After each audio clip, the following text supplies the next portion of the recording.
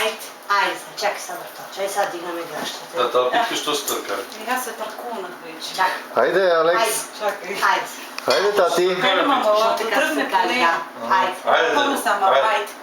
Айде, дедо. Той ще Айде. фана хлеба сега. Това не е интересно. Айде, дедо, ходи да си вземеш Чакай, нещо. да, той ще реагира, чакай се. Ходи вземи питката. Спокойно. Иди си вземи нещо, дедо, айде. Чай сега спокойно, той не може да се така. Я бабе сега да видим. Айде сега да видим сега. Айде сега, отивай да видим какво ще се каже. Айде, ла. Има той така ще бъде припит. Чакай. Саша. Чакай се, Саша. Саша. Сега им говори.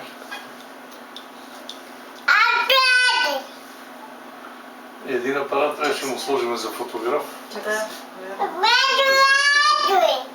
Чакай се, какво ще взема. Айде, че пак е вратал. Ми се работа, бе. Тате. Ми се работа. Абани, че пак е, бе. Ела да е. Абани, че пак е, бе. Помни. Нищо, айде, можем да стане нека път добър инженер, архитект, нещо, да не знаеш. Айде, сега какво се го разтегли. Браво, тате, браво, бе. И втора с професия, айде да видим сега. Компютър. Добре.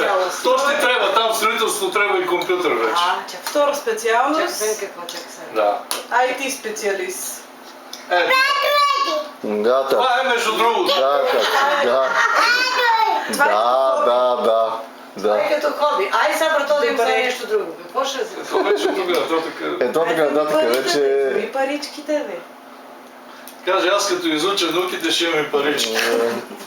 Ако ги изучиш правилно. Чакай сега какво ще. Добре, може и за болекар. Да, това миеме зъбките, нали знаеш?